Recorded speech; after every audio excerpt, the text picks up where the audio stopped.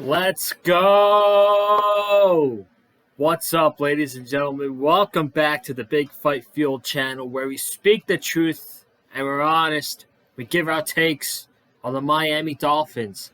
It is Fins Up Friday, December 1st, 2023. And this is the preview for this week's matchup between your Miami Dolphins and the Washington Commanders. It's been an eventful week, I feel like, for the Miami Dolphins. Obviously, last week against the New York Jets, Jalen Phillips goes down with a season-ending Achilles tear at that stupid, horrendous MetLife turf. Fuck MetLife. Just gonna say one time, that's it. And Tuesday night I watched Hard Knocks live, and the entire show was around Jalen Phillips, and you could kind of tell this was done last minute because of the Achilles tear, and they did make it hard to watch, man. That was a hard episode to watch. Him in the linebacker room. He's saying his family's going to be at MetLife this weekend. Then you have the mic'd up version. With Mike McDaniel going over to him on the sideline and saying, "This is your time to shine. You're on the bright stage now." To hearing him tearing his Achilles and saying his shit popped, and Mike McDaniel goes over to console him, and he starts bawling out in tears.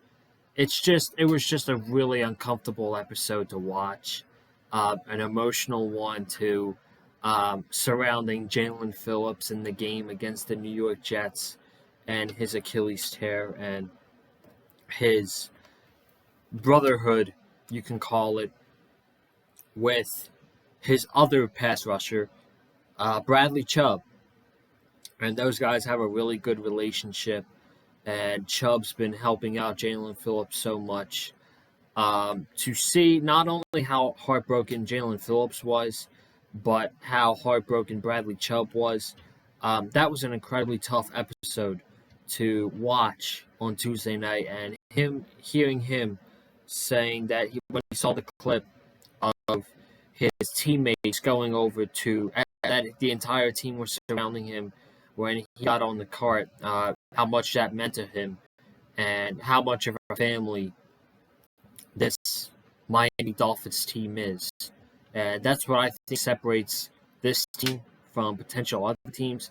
This team always has each other's back. When you don't hear anything about fights in the locker room, stuff going on around the NFL, these guys always have each other's back. They have great leaders like Tua Tagovailoa, like Tyreek Hill, like Christian Wilkins, Javon Holland. This team has great leadership, and they showed it to a guy like Jalen Phillips, who goes down with a season-ending Achilles tear injury. But with him going down, they signed someone new. They signed Jason Pierre-Paul to the practice squad on Monday, I think it was. I don't know how much playing time JPP is going to have for the Miami Dolphins. I'm certainly sure he's not going to be playing this weekend against the Washington Commanders. Maybe he plays against the Tennessee Titans. I don't know. I could see this being exactly how Chase Claypool, how he's been with the Dolphins. He came in week 5, and he didn't play until the Eagles game. So I could see it being a situation like that where, it takes him a couple weeks to learn this Miami Dolphins defense, this Vic Fangio defense, and then they can pluck him in there, I would say, around week 15 against the New York Jets. But as of right now, we're going to be relying on Andrew Van Ginkel and Emmanuel Ogbah, and I'm going to talk about them later on in this video.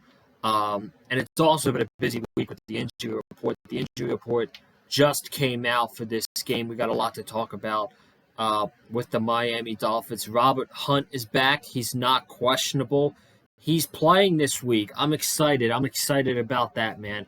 But we also have some other questions surrounding the offensive line, particularly left tackle. So we're going to get into it all. I thank you guys so much for joining me. We got a big one this weekend. We got the Miami Dolphins in Washington against the Washington Commanders. And I think that the Commanders, I'm just looking up Robert Hunt on Twitter. Yep, Robert Hunt's playing. Robert Hunt is playing against the Washington Commanders. They did the same thing with him they did to Connor Williams a couple of weeks ago before he played against the Kansas City Chiefs. And now they are doing the exact same thing with Robert Hunt. Robert Hunt was active against the New York Jets, but he did not play that game. And now it seems like he's going to be playing against the Washington Commanders, which is huge. But let's talk about this Commanders team a little bit, man. Things are not fun for them right now. They're 4-8 on the season. Their hopes of the playoffs are pretty much done. I don't think the Commanders are a threat in the NFC in the playoffs. They're 4-8. They're on a 3-game losing streak. They lost 45-10 to the Dallas Cowboys on Thanksgiving. They just fired Jack Del Rio, the defensive coordinator. They fired their secondary coach. And now Ron Rivera is going to be taking back defensive play calling against the Miami Dolphins. Is that going to help the Commanders? I don't know. We'll have to wait and see. But I think Ron Rivera is one of these guys where he's an old school style coach, and this new era of football is getting to him, and he just hasn't adapted from it. It's kind of like Bill Belichick. Bill Belichick, I don't think, has adapted to the new style of football the way it is today. And Ron Rivera is in that same category. I don't think Ron Rivera is going to last for the rest of the season. He'll be the coach for the rest of the season, but I'm talking long term. I don't think he's going to be the head coach for the Washington Commanders. I see him getting fired in the offseason. I see the Commanders moving on from Ron Rivera. They traded away two of their best players at the trade deadline. They traded Chase Young to the San Francisco 49ers, and they traded Montez Sweat to the Chicago Bears. At this point, the rest of the season for the Washington Commanders is just more evaluation of Sam Howell. So, and look at their roster, right? You can look at their roster overall. They have good guys. They don't have elite talent. They don't have elite players on their team outside of maybe Terry McLaurin. Then even that, he's not the same Terry McLaurin he was 4 or 3 years ago. This Commanders team, when I look at them on paper, they have guys. Like, they don't have great players.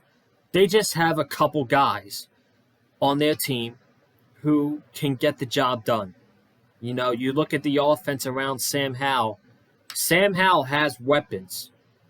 Sam Howell is leading the NFL in passing yards, which I think is incredible with how atrocious his offensive line is. And we'll talk about that when we get to the Dolphins' defense against the Commanders' offense, because that's going to be the big pinpoint in this game, is our defense against the Commanders' offense. But, you know, they have Jonathan Allen and Deron Payne. You know, their secondary's ass. Their offensive line is ass. But around Sam Howell has weapons. And we'll talk more about that. The Dolphins are 9.5-point favorites going into this game, which I think is a teeny tiny bit too much, in my opinion. Basically, This game is in Washington, and the Dolphins are still favored by nearly 10 points. If this game was being played at Hard Rock Stadium, we're looking at a 2-touchdown favorite for the Miami Dolphins against the Washington Commanders. But we're going to dive right into it, man. We're going to dive right into it. The Dolphins against the Washington Commanders. Let's just go into the injury report. Let me pull it up real quick. Oh, one thing I wanted to talk about before. One thing I wanted to talk about before we get into this matchup. Zach Ertz. This week, the Arizona Cardinals, per his request, released Zach Ertz. He cleared waivers. He's now a free agent. Any NFL team is able to claim Zach Ertz in free agency.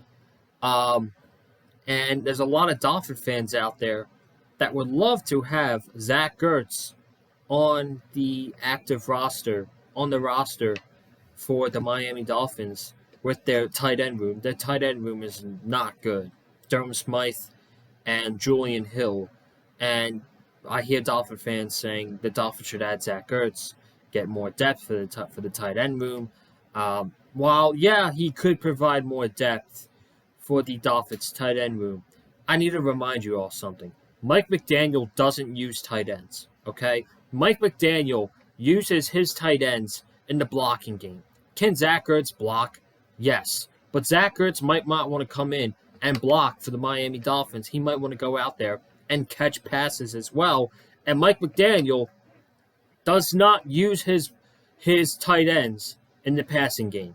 When do we ever see Tua Tagovailoa dropping back and throwing to Durham Smythe the way Lamar Jackson threw to Mark Andrews, the way Brock Purdy throws to George Kittle, Patrick Mahomes to Travis Kelce? I can go on and on. They just don't use their tight ends in the passing game, and I just don't know how Mike McDaniel is going to use Zach Ertz in this offense if he is ever going to use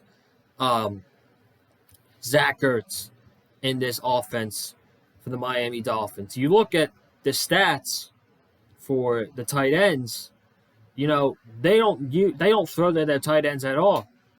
They don't have neither Durham Smythe or Julian Hill have scored touchdowns for the Miami Dolphins this season.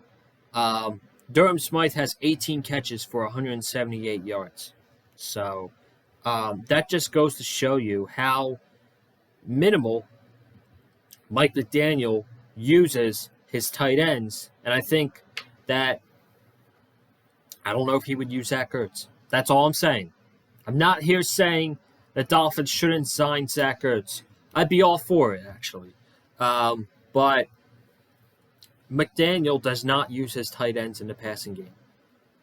He uses his tight ends to block. So I don't know if he's going to be interested in that. If I had to guess, he's either going to end up back with the Philadelphia Eagles or he's going to go and sign with the Baltimore Ravens because they lost Mark Andrews for the season. And right now, their starting tight end is Isaiah Likely, and I think they could use some tight end depth as well.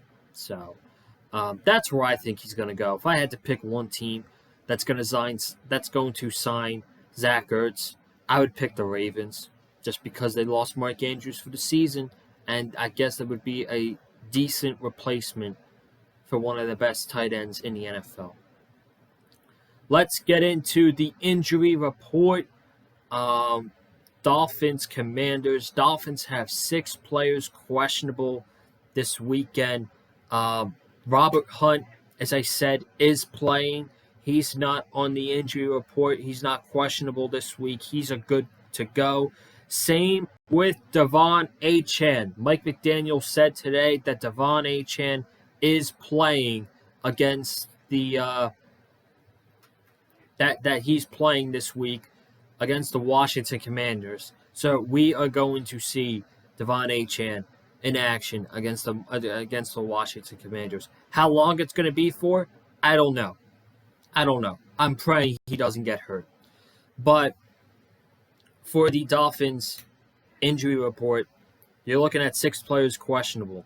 Teron Armstead, Chris Brooks, who they surprisingly activated off of IR, which I did not expect. The Dolphins had 2 IR spots left, and they activated Chris Brooks. So now they have 1 spot left for the rest of the season, and that includes playoffs. So they can't activate anybody else off of IR. Isaiah Wynn, I don't think he's coming off IR. He's pretty much done for the season. I think Eric Ezukama's done for the season. Obviously, Jalen Phillips is not playing again this year. The Dolphins have to keep that 1 IR spot in case, God forbid, knock on wood, any of these big players end up on IR, and the Dolphins have to use the IR. Like, God forbid, Armstead ends up on IR again. You're going to have to activate it to use him. God forbid any of our big players get hurt. They're going to have to use it to activate them. But you got Armstead, Chris Brooks, Lester Cotton, Javon Holland, Robert Jones, and Kendall Lamb, all questionable for this week. So the Miami Dolphins have 4 offensive linemen questionable this week. That's scary. That's scary, folks. Lester Cotton popped up on the injury report Thursday with an illness. I'm optimistic that he's going to play this week, but I don't know. Right now, our only healthy offensive linemen are Connor Williams, Robert Hunt, Liam Eichenberg, and Austin Jackson. And, Robert Jones is questionable. Kendall Lamb, he's questionable. And Armstead's questionable. Armstead has said this week that last week he wasn't himself. He didn't have a good game last week, and he needs to go and prove it this week. He's going to go prove it this week, and he's going to play. We'll see. We'll have to wait until 11:30 on Sunday to see if these guys are activated. I hope one, Kendall Lamb or Teron Armstead, are activated. If Teron Armstead does not play this week, I'm not going to sweat it because this Washington defensive line is not as scary as it once was. So, hopefully Kendall Lamb can play. And if he has to play for Armstead, I have confidence in Kendall Lamb. Then you look at the Washington Commanders.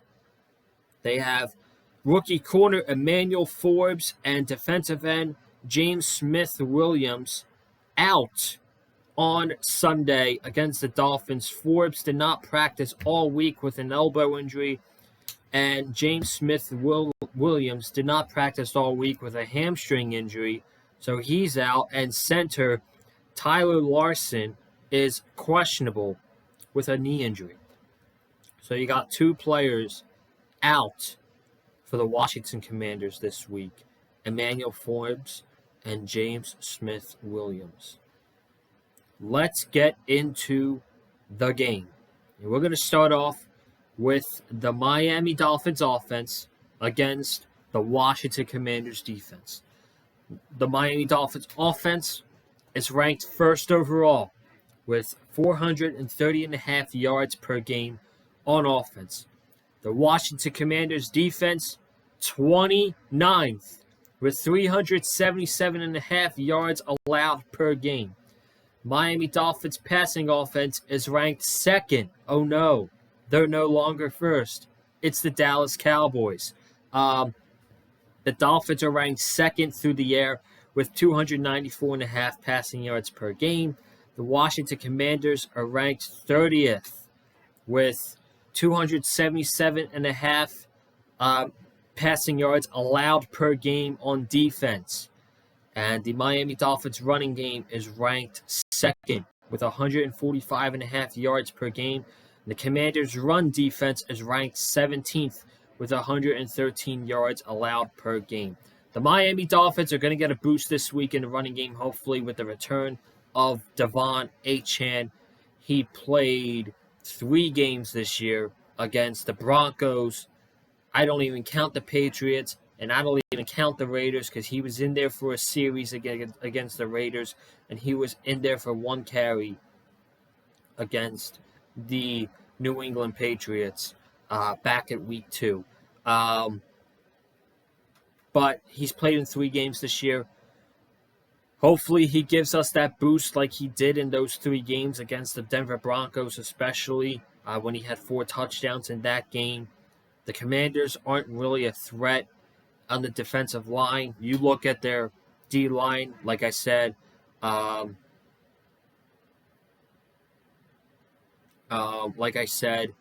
they traded away Chase Young and Montez Sweat at the trade deadline. You look at the defensive line, they have KJ Henry with James Smith-Williams out. They have the interior defensive line, Jonathan Allen and Daron Payne. That's an issue. Jonathan Allen has 37 pressures this year, 39 tackles, and 5.5 sacks. Meanwhile, Daron Payne has 23 pressures, 38 tackles, and 2 sacks. So both of them are having very good seasons. That's my only concern for the Washington Commanders defense is those 2 guys. Not even Daron Payne. Daron Payne can't wreck a game. I've never seen Daron Payne wreck a game. Jonathan Allen can wreck a game for any opponent. He's vicious. He gets to the quarterback and, he beats his offensive lineman that he's going up against. Then you look at their linebackers. Their linebackers aren't really that good. Khaleke Hudson. I don't want to pronounce that wrong. I think that's how you pronounce it, Khaleke Hudson. Cody Barton and Jamin Davis. I mean, I'm not really scared about that. Then their secondary. Their secondary is hot garbo. Their best corner is Kendall Fuller, who has 2 interceptions on the season. Then they had Emmanuel Forbes, rookie, starting on the opposite side. He's not playing, so they're going to be starting Benjamin St. Juste. Then they have free safety Percy Butler and strong safety Cameron Curl. Their defense stinks. Their defense is horrendous. Now, Jack Del Rio might be the problem. Their defense was so bad that they had to have a scapegoat to fire. Jack Del Rio was that scapegoat. They allowed 331 passing yards and 4 touchdowns to Dak Prescott on Thanksgiving. They got carved up 2 weeks ago. They got carved up by Tommy DeVito. Tommy DeVito had 246 passing yards and 3 touchdowns, no interceptions against the Washington Commanders. That's how bad the Commanders' defense is playing right now. They're playing piss-poor football. Then I guess we can look at the other game, their third game in this 3-game losing streak. Playing the Seattle Seahawks. Geno Smith, 369 passing yards and 2 touchdowns. Their secondary sucks. Okay?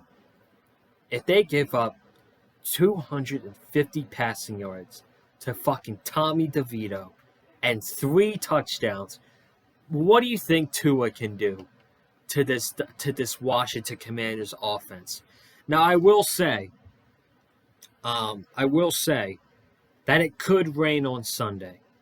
There's a 70% chance of rain happening on Sunday, and the highest percentage, I think, is around 12 o'clock in the afternoon. So that's right before kickoff when both teams are warming up. So that might be an issue in the passing game. The Dolphins have not played a game this season in the rain. Um, that could be an issue. Playing in the rain this weekend, but rain or no rain, I think the Dolphins' passing game should be really on point in this game.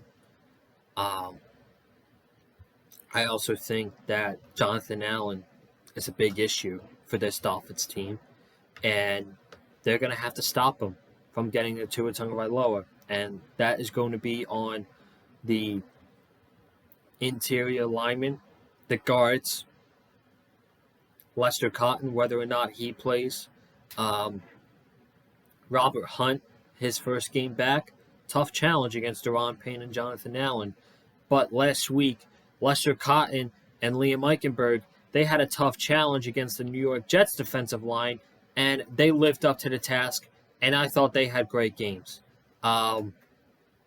So, without further ado, let's get into the keys. Number one, second week in a row, probably the third week, I don't know, but for sure the second week, this team needs a clean game. They have not played a clean game of football since week 3 against the Denver Broncos. And when I mean by clean game, I mean a no-turnover game. They have not had a game without a turnover since week 3. This team wants to go deep into the playoffs. Tua's got to cut the interceptions. They've got to cut the fumbles. This team cannot afford to turn the ball over, especially in our own territory, and give Washington opportunities. We can't afford that because Washington's going to make you pay. I'm telling you, their offense will make you pay. And we'll get in their offense in a little bit. But that's my first key is you have to have a clean game. The Dolphins haven't had a clean game since week 3 against the Denver Broncos. And they have 2 opportunities to get right against 2 not-so-great defenses in the Washington Commanders and the Tennessee Titans. So that's number one, is have a clean football game on offense. Number 2 is to take advantage of this terrible secondary for the Washington Commanders. Tyreek, we all know he's going for 2,000 yards. As of right now, Tyreek Hill is at 1,324 receiving yards and 10 touchdowns. I don't know who on that Washington secondary is going to stop Tyreek Hill and Jalen Waddle. They need to have great games. I want to see both of them. They both got 100 yards last week. I want to see both of them getting 100 yards again. Okay, you hear me? Again, I want to see both those guys get 100 yards against the Washington Commanders this week, and they very well could. You look at some of the receivers that Washington has faced. I mean, my goodness. CeeDee Lamb had 53 yards only last week, and they still got cooked by Brandon Cooks and Kevontae Turpin. They've allowed a lot of receiving yards to these top receivers, man. Even the Giants, Darius Slayton, 82 receiving yards. Who's to say Tyreek Hill can't get 150 against the Washington Commanders? Who's to say Jalen Waddle isn't going to get 100 against this secondary? This secondary stinks. This defense is not going to get better overnight because of the firing of Jack Del Rio. And it's a tough test with the first game out of the Jack Del Rio era for the defense against this Miami Dolphins team. I don't know how they're going to do it. I don't know who on this defense is going to stop Tyreek and Waddle. I'm being so serious. And number 3 is another good game from our interior offensive lineman. That is Lester Cotton, whether or not he plays. That is Connor Williams picking up blocks on Jonathan Allen and Deron Payne. And that is Robert Hunt. Robert Hunt, this is his first game playing since week 8 against the New England Patriots. It's going to be good to see him back on the field. He didn't play a single snap in the month of November. So It's good that we're getting him back for this big December stretch, because we need him, and we need him for games like this, because this is a big game. We need Robert Hunt in this game. So that's going to be number 3. Those are my keys, basically. We need a clean game on offense.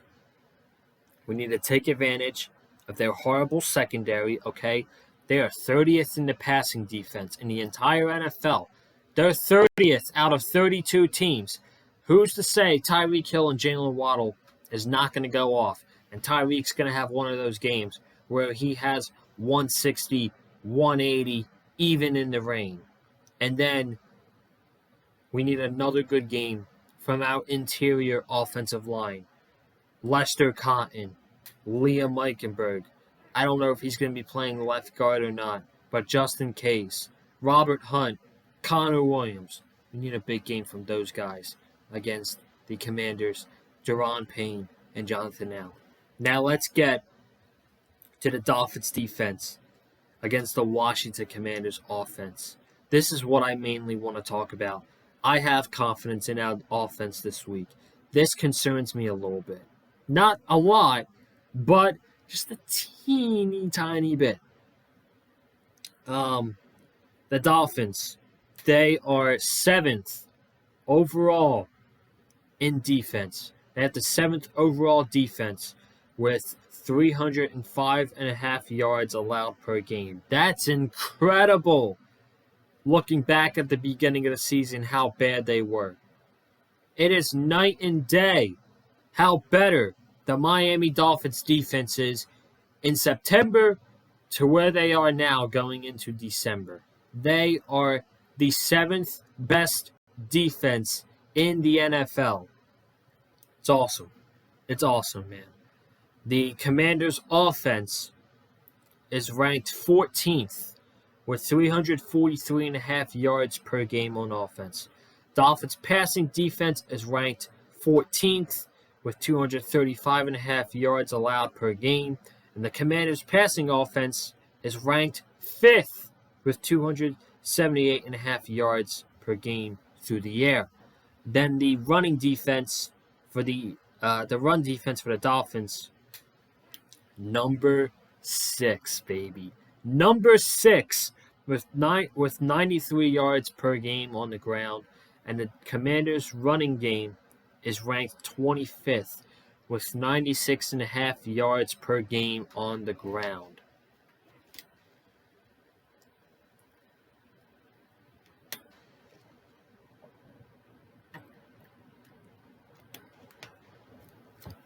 So, why am I a little nervous about this Washington Commanders offense? Because there's been a couple instances this year where the Commanders' defense was sucking and they were playing terrible, and Sam Howell and the Commanders' offense kept them in the game. And the games that I'm looking at in particular are Week 4 against the Philadelphia Eagles, where they lost 34-31 in overtime. In that game, Sam Howell threw 29 for 41, 290 yards, and 1 touchdown. He also had 40 yards on the ground as well. I look at Week 8, once again, against the Philadelphia Eagles. They lost 38-31 to the Philadelphia Eagles. So twice playing the Eagles this year, Sam Howell the offense put up 31 points.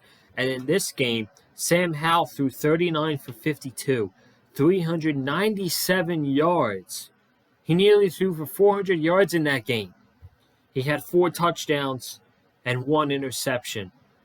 And then the Seattle Seahawks in Week 10, Sam Howell threw 29 for 44, 312 yards, and 3 touchdowns.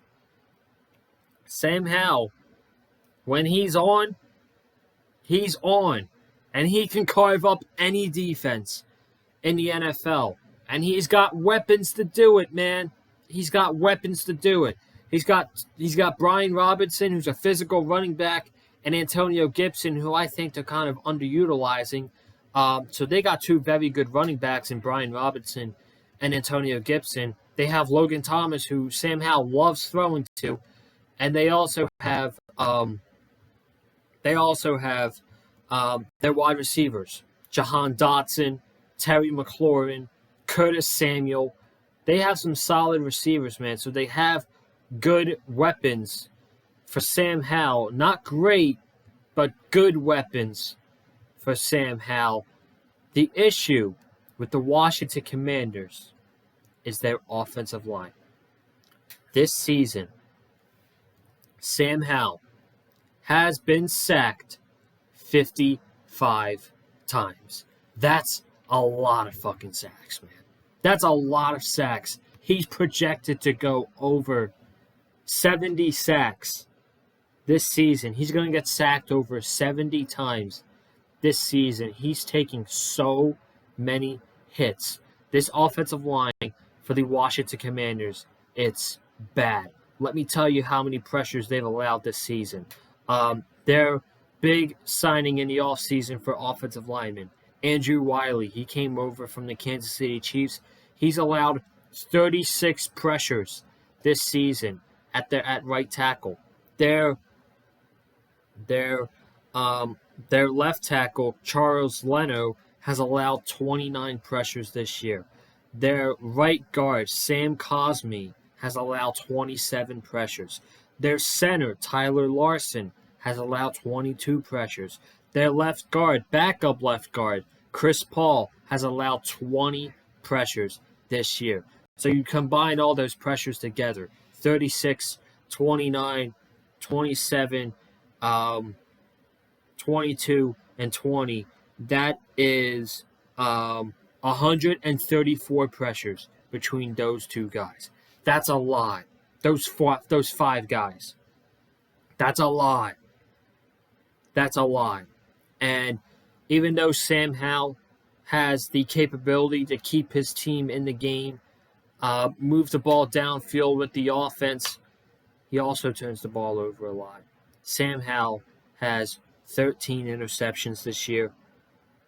The Commanders have fumbled the football 14 times. They have 27 turnovers this season. That's a lot. That's more than the Buffalo Bills.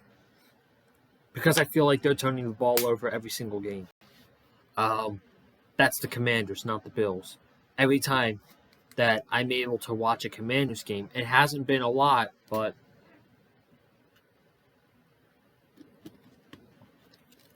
I've seen them this year. Let me look at their schedule. I've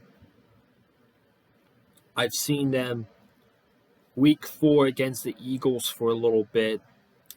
Week 5, Thursday night, I watched the Bears. They got blown out by the Bears.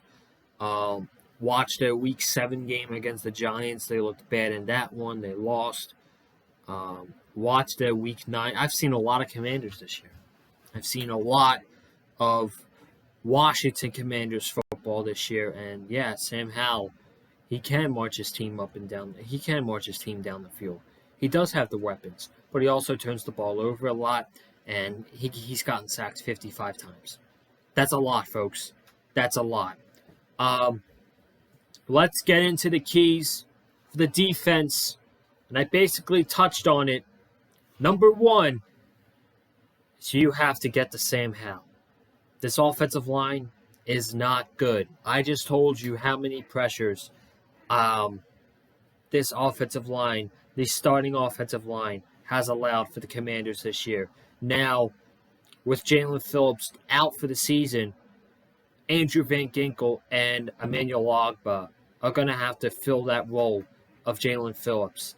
And I don't necessarily think that they're going to be exactly what Jalen Phillips was, and they're going to replace that, no problem. It's going to be hard to replace Jalen Phillips, but for this game, against this offensive line, I think they can do it. Whether they're lined up against Charles Leno or they're lined up against Andrew Wiley, I think they can do it. I do. I think Van Ginkel can go in there and get himself a couple sacks. I think Emmanuel Ogbah can do the same thing. A lot of people don't know this, but Emmanuel Ogbah has 4.5 sacks this year, It's all been in garbage time, but he's taking advantage of his opportunities.